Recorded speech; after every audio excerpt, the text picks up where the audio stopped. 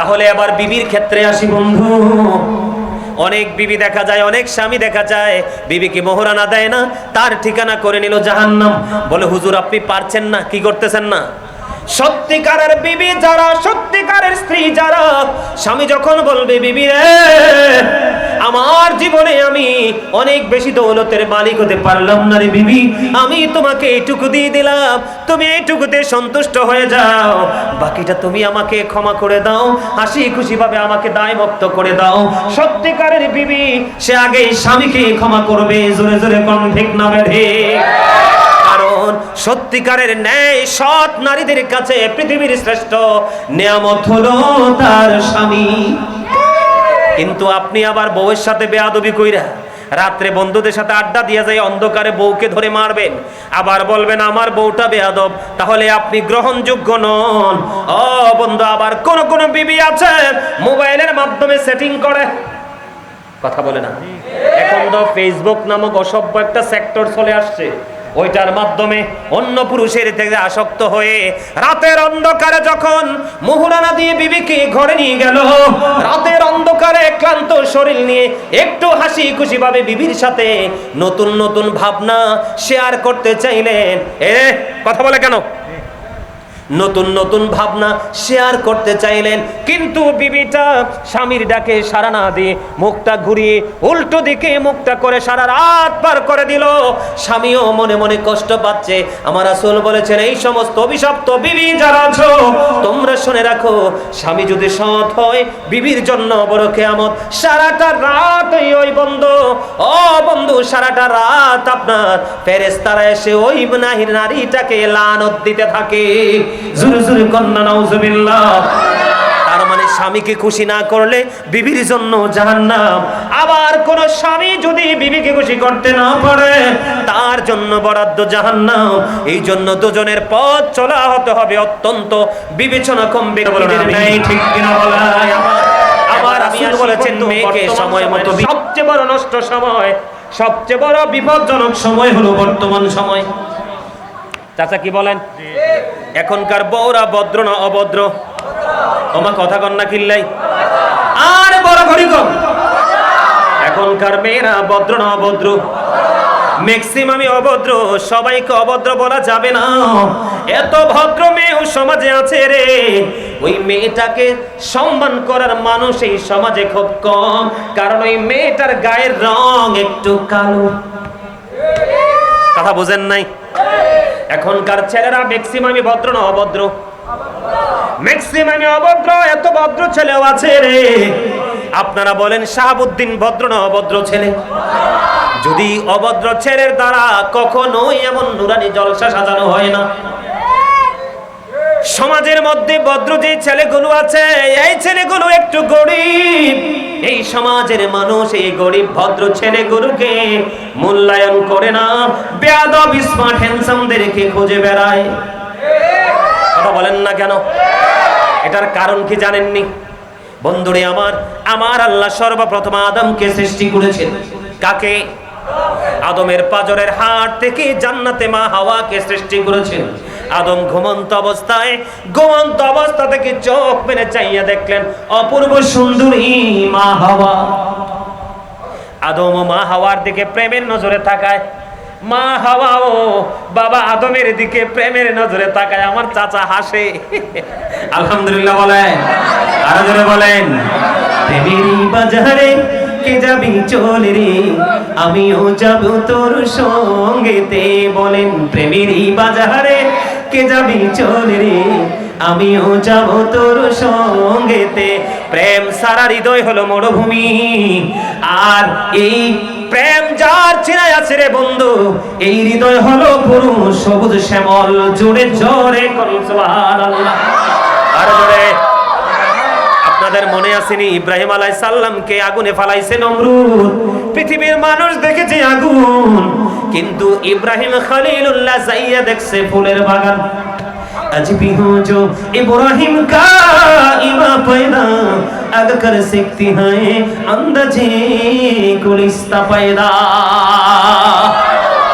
এজন্য প্রেম থাকা লাগবে বন্ধুরে আমার। বাবা আদম মা হাওয়ার দিকে তাকায় প্রেমের নজরে। মা হাওয়া ও বাবা আদমের দিকে তাকায় প্রেমের নজরে। বাবা আদম তো আশ্চর্য, আমি তো ঘুমন্ত ছিলাম, এই অপূর্ব সুন্দরী কোথা থেকে এসেছে রে? আমার আল্লাহ জিব্রাইলকে ডাক দিয়ে বলে, জিব্রাইল চাইয়া দেখো রে, দুইটার সাউনি অত্যন্ত প্রেমময়, বিবাহের ব্যবস্থা করো। কি করো? আপনাদের চট্টগ্রামের এরিয়ায় যেই গজব মিয়া কাবিন, কথা কন না কেন? আমার কাছে মনে হয় গজব। ছেলের আর লাইফ পুরা বরবাদ। বউ যদি বেয়াদবি করে রে বিয়ের পরে, চাইলেও সেটাকে তালাক দেওয়া সম্ভব না, কথা কন না কেন? আমার এক রিলেটিভ আছে, চট্টগ্রাম সিটিতে বিয়ে হয়েছে। হ্যাঁ রে, বিয়ে করাইছে, কাবিন হয়েছে 17 লাখ। কত লাখ? আরো জোরে। কাবিন হয়েছে 17 লাখ। ওর জন্য কি নিয়ে গেছে? গয়না। মেয়ের বাবা বলেছে গয়না লাগবে না, আমার মেয়ের কাবিন লাগবে। কি মনে করলেন? এটা কেন বললাম? যেহেতু বিবাহ সংক্রান্ত বিষয়, আদারওয়াইজ নিয়েন না। কিন্তু বাবা আদম মা হাওয়ার যখন বিবাহ হয়েছে, তাদের বিবাহের মোহরানা ছিল আপনার আমার নবীর প্রেমের দুরূদ। শুধু 10 বার দুরূদ পড়েছে, বিবাহের কাবিন হয়ে গেছে। সুবহানাল্লাহ বলেন না কেন? এখন কি সেই শিক্ষা আছে? কথা বলে না কেন? আছে। এখন হচ্ছে কমার্শিয়াল দুনিয়া। আল্লাহর জন্য গজব দিছে কমার্শিয়াল।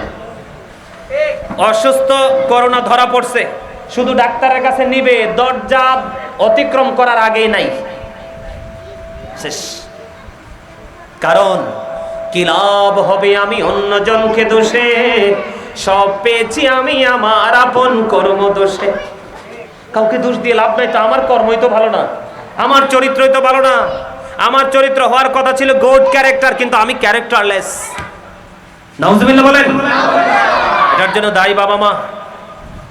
এই জন্য আমি প্রায় ওয়াজে বলি, every parent should take care their children very carefully. প্রত্যেকটা পিতামাতার উচিত তাদের সন্তানের দায়িত্ব যত্ন সহকারে পালন করা।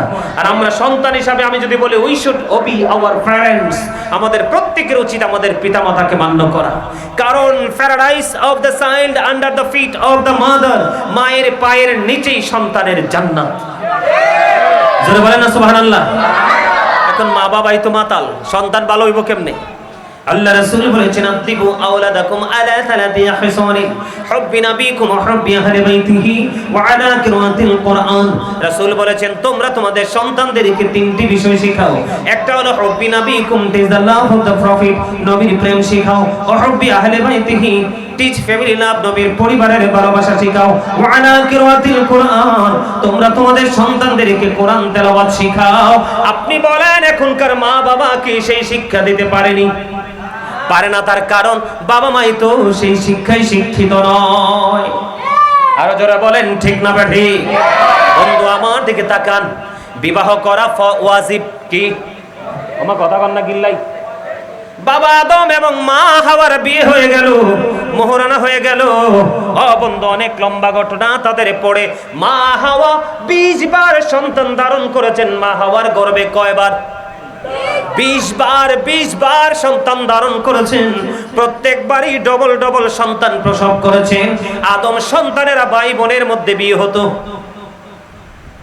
মা হাওয়া 20 বার সন্তান ধারণ করেছেন, প্রত্যেকবারই ডবল সন্তান প্রসব করেছেন। ওই 40 জন থেকে আজকে গোটা পৃথিবীতে এত মানুষ। আরো কিয়ামতের আগে আসবে। আরো কি হবে? কিয়ামতের আগে আরো আসবেনি? কথা কন না কিল্লে? আসবে না? আসবে। এই সিস্টেম অনুযায়ী আপনার আমার বিবাহ এখন আর মানুষ বেড়ে গেছে রক্তের মধ্যে। কি করা যায় না? ভাই বোনের মধ্যে বিয়ে করা যায় না, যায়নি। এটা শরীয়ত বাতিল করে দিয়েছে, ঠিক কিনা বলেন? চাচা শেষ করে দিতেছি। 11টায় শেষ করার কথা ছিল, কিন্তু আপনাদের মনোযোগ দেখা ভাবলাম যে আরেকটু ওয়াজ করি মজা করে। সুবহানাল্লাহ বলেন। আরো জোরে।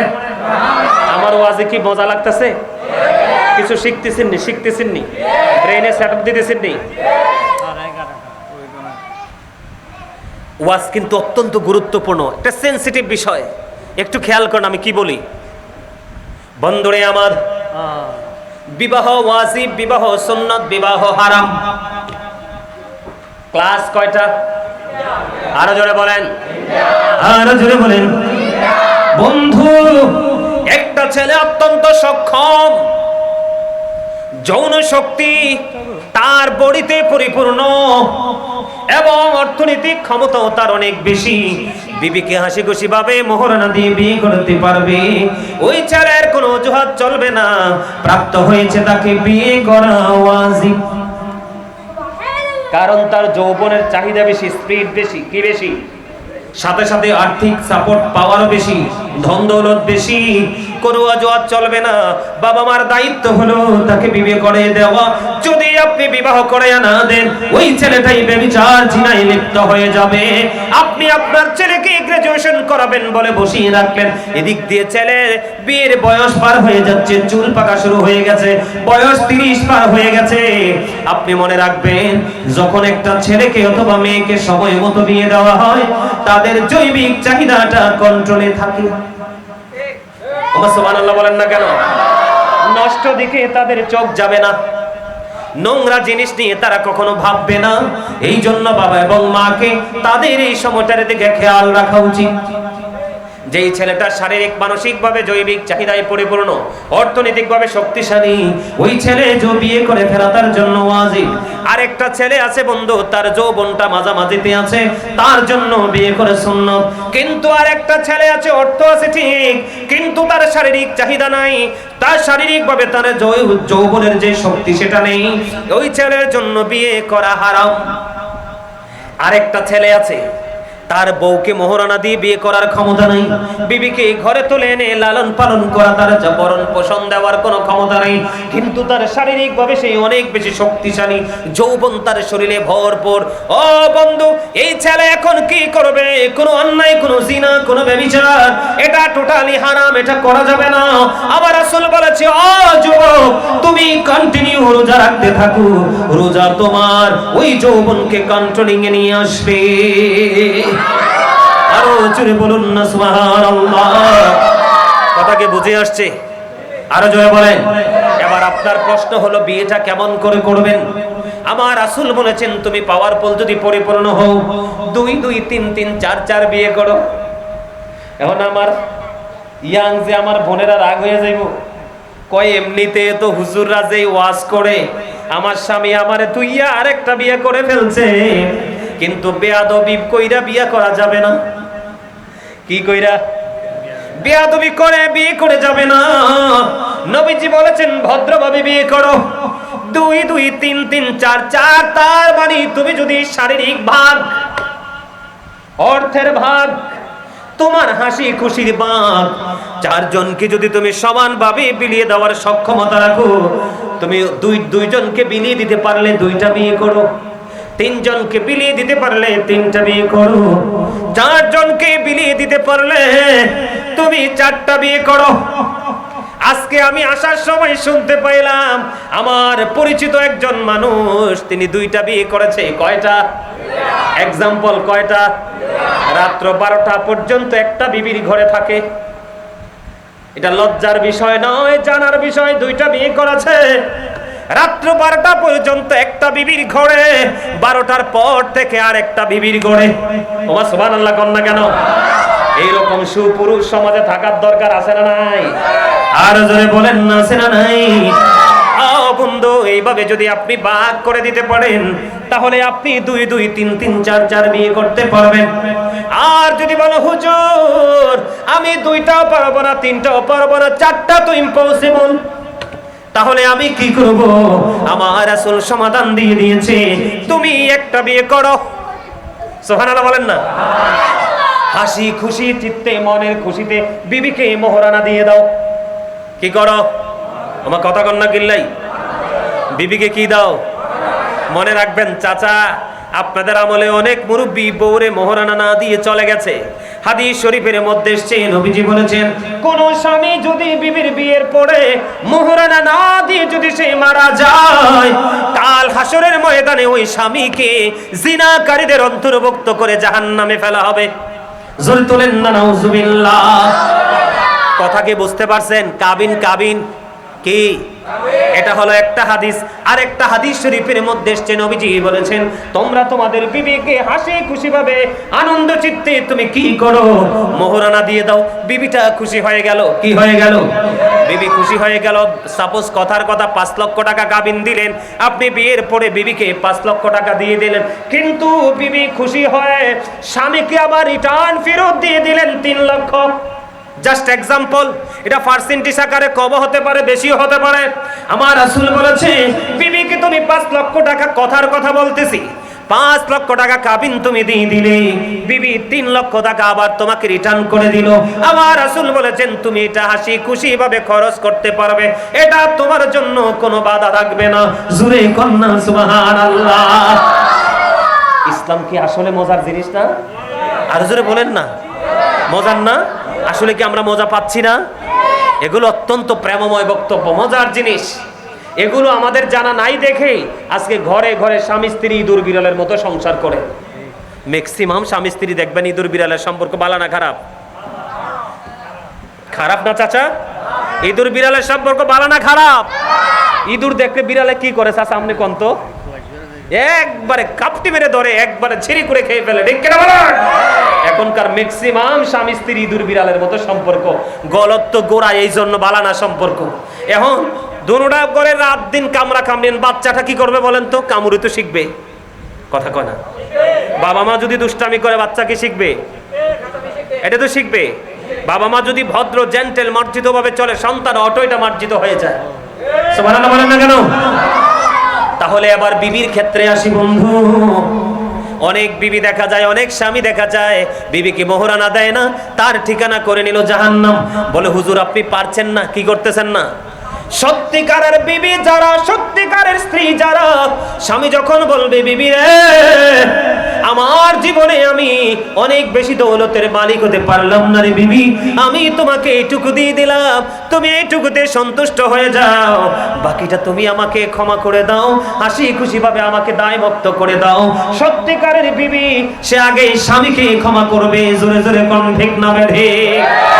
কারণ সত্যিকারের ন্যায় সৎ নারীদের কাছে পৃথিবীর শ্রেষ্ঠ নিয়ামত হলো তার স্বামী।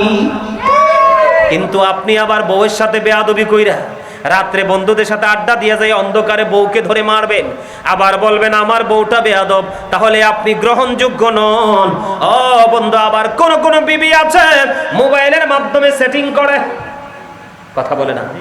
এখন তো ফেসবুক নামক অসভ্য একটা সেক্টর চলে আসছে, ওইটার মাধ্যমে অন্য পুরুষের থেকে আসক্ত হয়ে রাতের অন্ধকারে যখন মোহরানা দিয়ে বিবিকে ঘরে নিয়ে গেল, রাতের অন্ধকারে ক্লান্ত শরীর নিয়ে একটু হাসি খুশি ভাবে বিবির সাথে নতুন নতুন ভাবনা শেয়ার করতে চাইলেন। কথা বলে কেন? নতুন নতুন ভাবনা শেয়ার করতে চাইলেন, কিন্তু বিবিটা স্বামীর ডাকে সাড়া না দিয়ে মুখটা ঘুরিয়ে উল্টো দিকে মুখটা করে সারা রাত পার করে দিল। স্বামীও মনে মনে কষ্ট পাচ্ছে। আমার রাসূল বলেছেন, এই সমস্ত অভিশপ্ত বিবি যারা আছো তোমরা শুনে রাখো, স্বামী যদি সৎ হয় বিবির জন্য বড় কিয়ামত। সারাটা রাত ওই বন্ধু, ও বন্ধু, সারাটা রাত আপনার ফেরেশতারা এসে ওই নারীটাকে লানত দিতে থাকে। জোরে জোরে কন্যা নাউজুবিল্লাহ। তার মানে স্বামীকে খুশি না করলে বিবির জন্য জাহান্নাম। আবার কোন স্বামী যদি বিবিকে খুশি করতে না পারে তার জন্য বরাদ্দ জাহান্নাম। এই জন্য দুজনের পথ চলা হতে হবে অত্যন্ত বিবেচনাক্ষম ব্যক্তিদের ন্যায়। ঠিক কিনা বলা? আমার রাসূল বলেছেন, মেয়েকে সময় মতো বিয়ে দাও, ছেলেকেও সময় মতো বিয়ে দিয়ে দাও। তার কারণ হলো আমি অন্য সম্প্রদায়ের কাছে আমার উম্মত নিয়ে গর্ব করব। আমার নবীজি বলেছেন, যেই বংশের নারীরা অনেক বেশি বাচ্চা প্রসব করে, যেই বংশের মহিলারা অনেক বেশি বাচ্চা প্রসব করে, ওই বংশের মেয়ে তুমি তোমার ঘরে তুলে নিয়ে আসো, কারণ কাল হাসরের ময়দানে আমি আমার উম্মতের সংখ্যা নিয়ে গর্ব করব। অনকার বাপ মা দুইটাই বেদ্যপ। চাচা কন্যা কিনলো আরো জোরে ভুল করছি। আপনারা তো আমাদের সময়টা পার করে আছেন না? এই যে হুজুর দিকে তাকান, ওনাদের সময়টা পার করে আছেন না? ও মা গো মা গো মা মা, এক একজন মায়ের ঘরে, আমার দাদির এক দাদির ঘরে 15 জন বাচ্চা, একটাও মানুষ হয়েছে না, সবটি মানুষ হয়েছে। কথা কন্যা কিনলে এত যত্ন করে ফালছে নাকি? 1 বছর পর পর একটা বাচ্চা হয়েছে, কারণ ওই সময় তো অসভ্যতা ছিল না। কথা কন না কেন? আর অনকাইডি বান্দর, কি কথা কন না কেন? একবারে মানে নরমাল, একেবারে আঞ্চলিক ভাষায় বললাম সবাই যেন বুঝে, কি বান্দর। কয় 2টা হইলে যথেষ্ট, একটা হইলে আরো ভালো। ওমা একটা দিয়ে অ্যাক্সিডেন্ট হয়ে মরে যায়, এর ফলে তোমার মা কইব কে? কথা কথা কিনলাই, আরে আরো জোরে। কয়দিন আগে যে পাইলটটা মারা গেল, তার জন্য সমবেদনা জানাই কিনা? দুঃখ পাইছি, একটা পাইলট তো একদিনে গড়ে ওঠে নাই। মার একটাই বাচ্চা ছিল, হইল নি কামটা? কথা কন না কেন? একটা বাচ্চা চলে গেল, মা তো চিরশূন্য। এই জন্য 1টা 2টা না, আমার নবীজি বলেছেন সন্তান প্রসব করো, যদি কোনো ঔষধ, যদি কোনো প্রক্রিয়ার মাধ্যমে বাচ্চা হত্যা করো, তাহলে কাল হাসরের ময়দানে তুমি খুনি হিসাবে চিহ্নিত হয়ে জাহান্নামে যাবা। খাবার খাওয়াইতে পারবো না, লালন পালন করতে পারবো না, এই চিন্তায় তুমি 1টা 2টা বাচ্চা নিয়ে কি করো না, আর বাচ্চা নেও না। আপনারা দেখবেন আগের যুগের আমার চাচি, জেঠি, দাদি, নানি যারা আছে, তাদের চাইতেও 16 বছর, 20 বছর, 25 বছর, 30 বছরের যুবতীরা দুর্বল। 1টা 2টা না, 81টা রোগ শরীরে। আমার কথা কন না কিনলে? দাদি এখনো কোমরে কাপড় বেঁধে যে রান্না করতে পারে, কাজ করতে পারে। দাদির নাতির বউ হইয়া তাই আছে না নাই?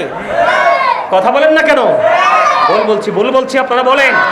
এই যে জানা নাই, যে টেকনিক জানা নাই, শিক্ষা নাই, যে এই জন্য। এবার আসেন 4টা কারণে নারীকে বিয়ে করবেন। কয়টা কারণ? 4টা গুণের কারণে। কিসের কারণে? একটা হলো তার বংশীয় মর্যাদা, কি? আরেকটা হলো তার সম্পদ, আরেকটা হলো তার রূপ, আরেকটা হলো তার দ্বীনের শিক্ষা। আমার রাসূল বলেছেন বংশমর্যাদার চাইতে প্রতিভা অনেক দামি। কথা কয় না কেন? প্রতিভাহীন মানুষ বন্ধ অন্ধকারাচ্ছন্ন। তার মানে কি? বংশের চাইতে দামি হলো বুদ্ধি, ক্রেডিট। কথা কন না কেন? বংশ দিয়ে কি পানি খাওয়া যায়? কিন্তু ক্রেডিট দিয়ে কিন্তু পথ চলা যায়। অন্যজনকে সাথী বানাইয়া পথ চলার টেকনিক শেখানো যায়, যায় কি যায় না? কথা বলেন না কেন? এই জন্য বংশের চাইতে প্রতিভা অনেক দামি। আমার নবীজি বললেন তুমি বংশীয় মেয়ে পেলে না, ধনী কোন বাপের বেটিও তুমি পেলে না, অপূর্ব সুন্দরীও তুমি পেলে না, কিন্তু তুমি ধর্ম ধনীর ধনী পর্দাশীল ধার্মিক একটা মেয়ে পেয়ে গেলা। 3টা পাও নাই, কোনো দুঃখ নাই। ওই অপূর্ব সুন্দরী বেনামাজি বেয়াদবির চাইতে কান কাটা বাদী দাসী আল্লাহ বলা অনেক বেটার। এটা আমার কথা নয়, আমার নবীর কথা। মেয়েটা যদি একটু খাটো হয়, যত ভালো হোক, বিয়ে তো করাইবেন না। মেয়েটার মা বাবা না থাকলে 100 জন খাওয়াইতে পারবে না, ওই মেয়েটাকে তো বিয়ে করাবেন না।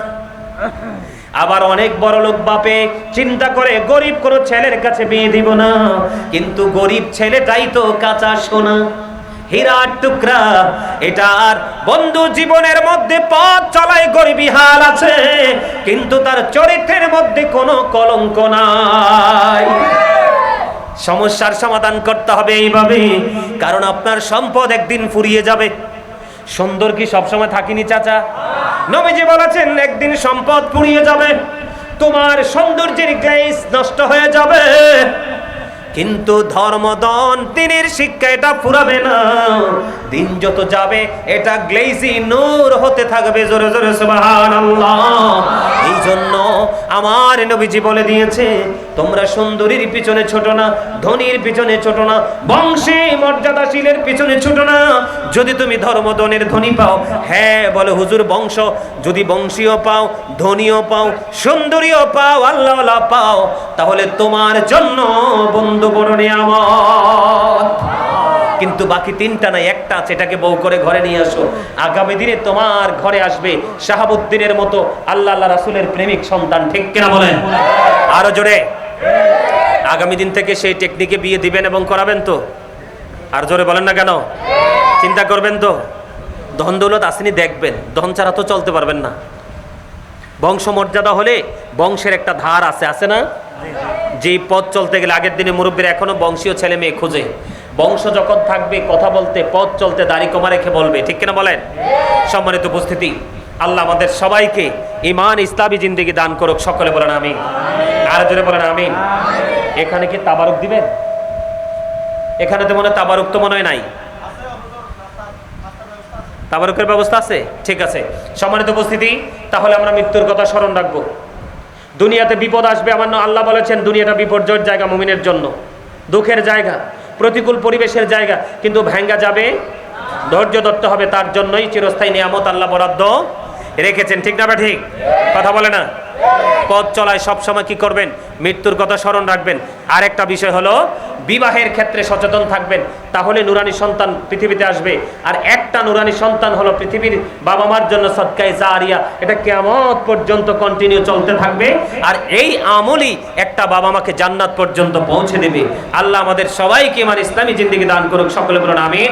আমার ভাই শাহাবুদ্দিনকে যেন আল্লাহ তাকে দাম্পত্য জীবনে যেন আল্লাহর নিয়ামতে পরিপূর্ণ করে দেয়, আল্লাহ যেন সেই তৌফিক দান করে, সকলে বলুন আমিন। আল্লাহ যেন তাদের জীবনটাকে নূরের আলোয় আলোকিত করে দেয়। শাহাবুদ্দিনের বিবাহের পরে, স্বামী স্ত্রীর মিলনের পরে আল্লাহ যেন তাকে নূরানি নেক সন্তান যেন দান করে, সকলে বলুন আমিন। আরো যেন বলুন আমিন। আমি এখন একটু ছোট্ট করে একটু মিলাদ পড়বো, ছোট্ট করে মিলাদ কিয়াম করে তারপর আমি মোনাজাত দিব। আপনারা কি মিলাদ কিয়াম করেন তো? এটার বিপক্ষে না তো? হ্যাঁ, এটা মজা লাগে না?